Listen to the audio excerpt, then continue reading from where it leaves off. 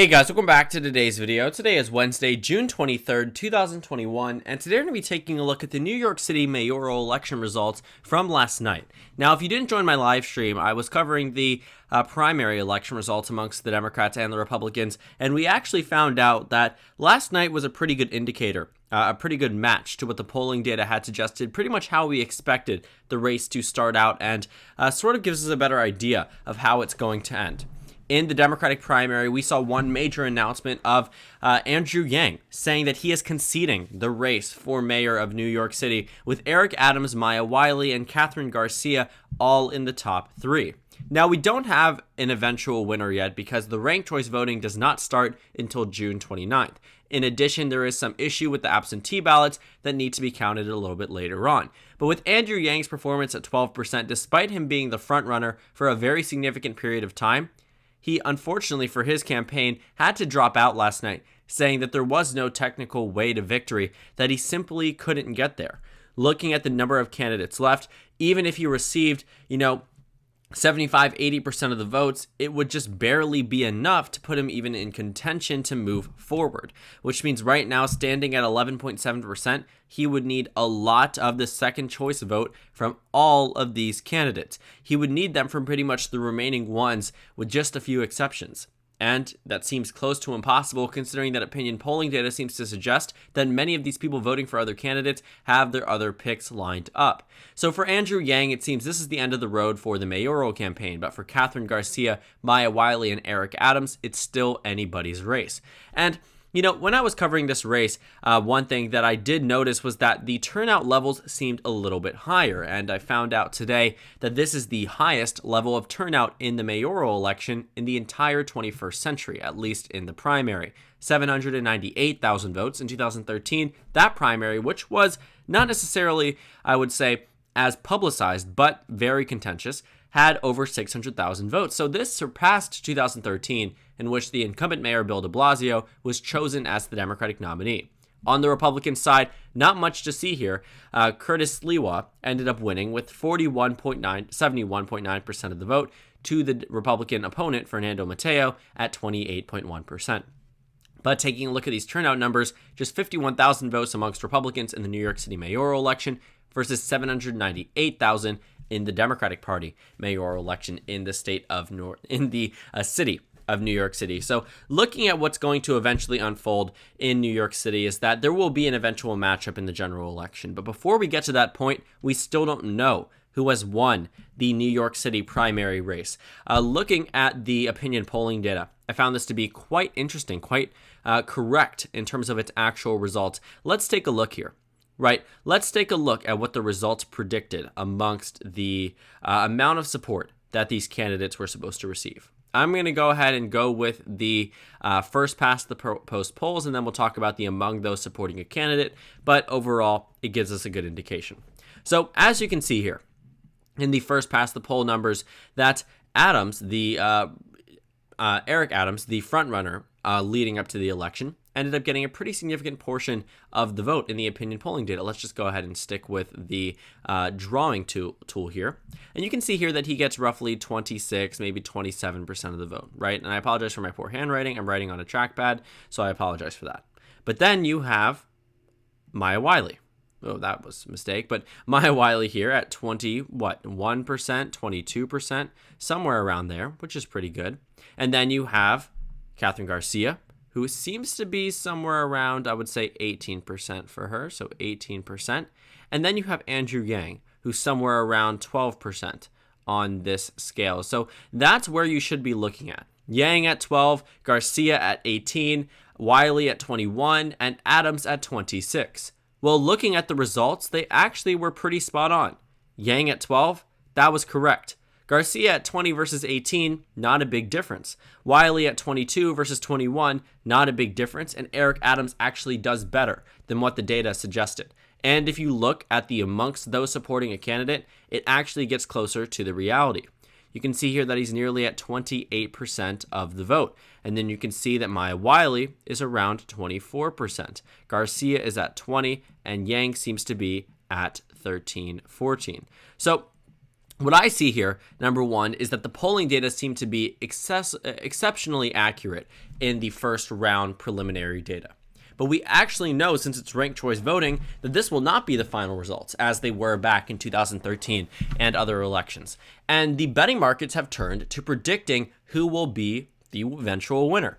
And it seems, based off of the first results, that Eric Adams is the eventual winner because of the just sheer amount of support he received. Nearly 1 in 3 Democratic voters in New York City chose Eric Adams versus 1 in 5 for Maya Wiley, 1 in 5 for Catherine Garcia, and then 1 in 10 for Andrew Yang. And then they're also betting on who they believe will come in second place. And it seems here, despite Maya Wiley being at second place currently, that people expect Catherine Garcia to eventually become the second place candidate in the Democratic mayoral primary, which is quite interesting. But just looking at these results, we have to take a look at more than just the preliminary data.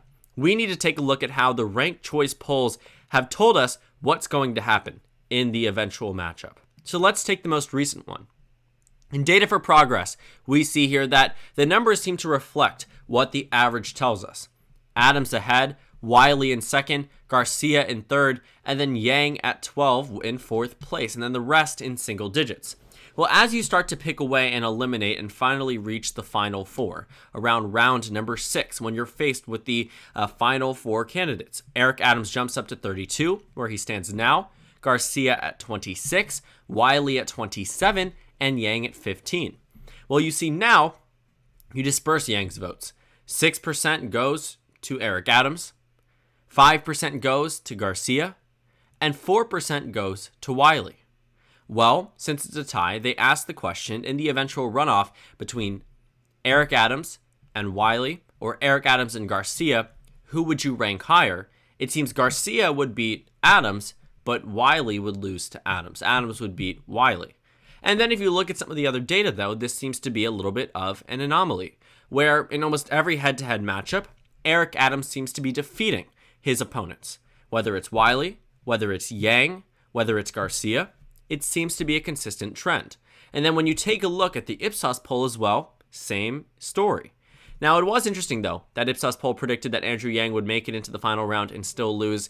There haven't been many polls that have shown Adams losing. He seems to be starting out with that, solid 23 to 26% of the vote that seems to carry him, and only in certain exceptions and cases does he lose. For this one Change Research one, which shows him down 2 points compared to Catherine Garcia, but then up 10 points against Andrew Yang, or down 4 points against Garcia, but then up 12 points against other candidates, up 8 points, 10 points, defeating Garcia by 12 points in some polls. So it is quite interesting to see how much they've changed. But the main thing is that Adams seems to be the consistent leader and the consistent winner, which is why these betting odds have skyrocketed for Eric Adams. Prior to that evening, Adams was a 59-cent share for a yes. Today he stands at 89 cents. Just 2 months ago, back in May, Adams was at 35 cents. In the beginning of April, he was down at 22 cents, even hitting a low point of 10 cents for a yes share for Eric Adams. So for him to have gone from a position where he was able to be completely in the negative, with Andrew Yang soaring high for all of April, all of March, and almost all of May, Adams had a comeback story. Garcia started to do better. By the time we had reached the election, the confidence in Garcia's victory was higher than Yang's. Now, it's low, but still higher than Andrew Yang's. It seems after his concession, everyone seems to understand that he won't be making it far in this New York City mayoral race. And it is quite unfortunate for him, because the betting odds combined with the preliminary election data told us that Yang was supposed to be leading. Back during early 2021, January, February, March, and April, Yang was the frontrunner. He was consistently leading in the polls. Look at this average. Look at the way it changed over time.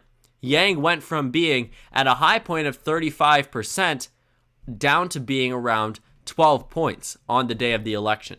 He was the frontrunner because of his name recognition, because of his money in this race, because he was viewed as this candidate far out of anywhere, with major ideas, major reforms for New York City, and then ultimately faltered following multiple gaffes across the campaign trail that ended up with him losing in New York City. There was a large base of support for him called the Yang Gang, primarily on the internet, which didn't necessarily translate to eventual votes, and it's now a pretty poor performance for the once frontrunner in New York City's mayoral race. But it also reflects on what we saw happen in 2013, a little bit ago. Looking at the preliminary election data, Bill de Blasio was never the frontrunner until immediately up until the primary actually occurred.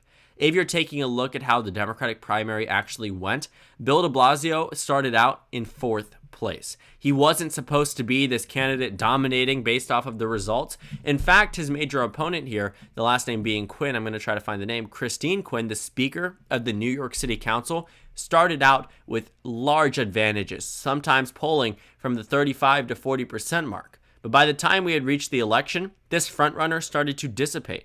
Eventually, the numbers started to fall, and Bill de Blasio started to rise and rise and rise and rise.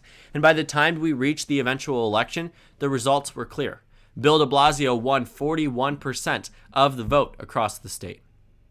Bill Thompson won 26%, Christine Quinn won 16%.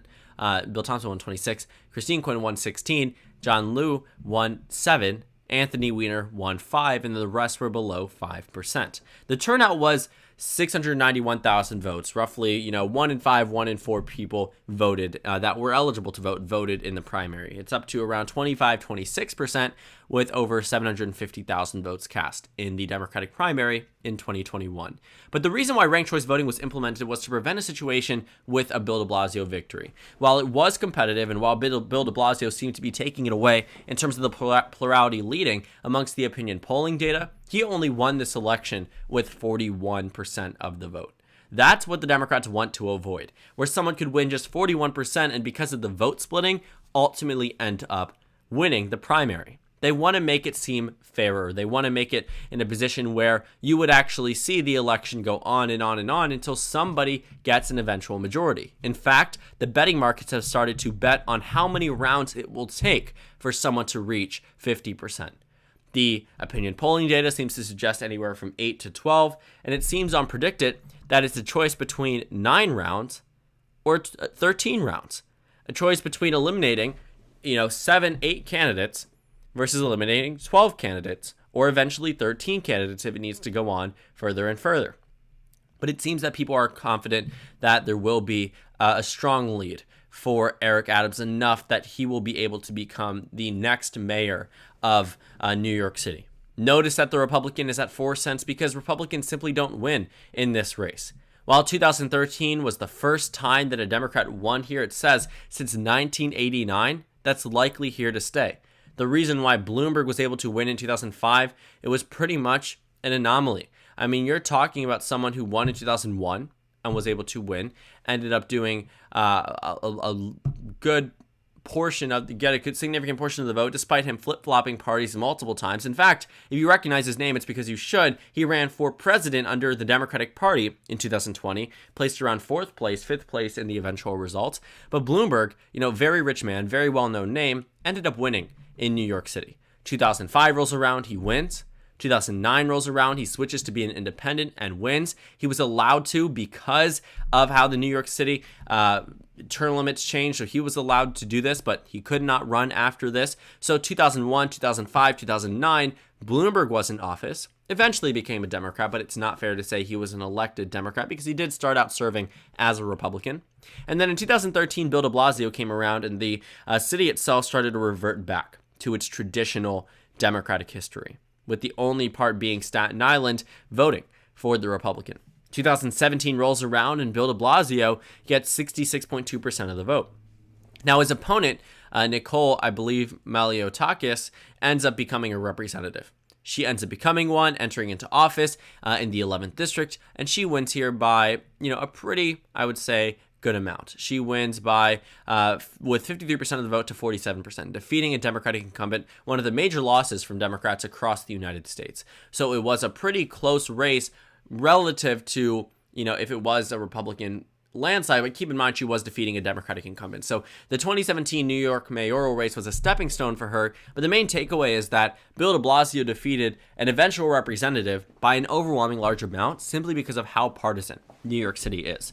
This region of the state is so Democratic that it ultimately drives the state leftward every single election. New York State might be slightly competitive without New York City, but New York City makes sure that New York is called at poll closing, that it is a safe state every single time, because it's solidly a Democratic region of the state.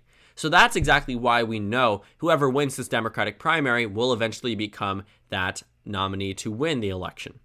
But for Eric Adams, Maya Wiley, and Catherine Garcia, it's just a waiting game at this point.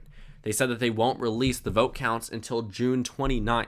And there's also the consideration of the mail-in ballots that still have yet to be counted, the absentee ballots that need to be counted in July. So I'm eagerly anticipating some more release results from the Secretary of State website. I'm very excited to watch this mayoral race because we don't know exactly how it's going to go. But what we know so far is that it will be one of the top three, Adams, Wiley, or Garcia. And right now we just only have to wait. So keep your eyes peeled for this New York City mayoral race. It seems that all of the other candidates have no possible pathway to victory at this point, and that it still will be very difficult for those two candidates, Maya Wiley and Catherine Garcia, just because of how far behind they are, with Eric Adams getting nearly 1/3 of the vote in the first round of the data, in the first round of the votes in this ranked choice voting system. And it'll also be an interesting thing to watch for ranked choice voting as to whether or not it could be implemented statewide or nationwide or in certain precincts, certain regions. It will be interesting to watch. We never really got to see it go beyond the first couple of rounds, and anytime it's really been implemented, the first time we saw it implemented on a major scale was in the Maine Senate race in 2020, and we didn't see it go two further rounds. So I'm really excited to see how this continues and how New York City operates under a ranked choice voting system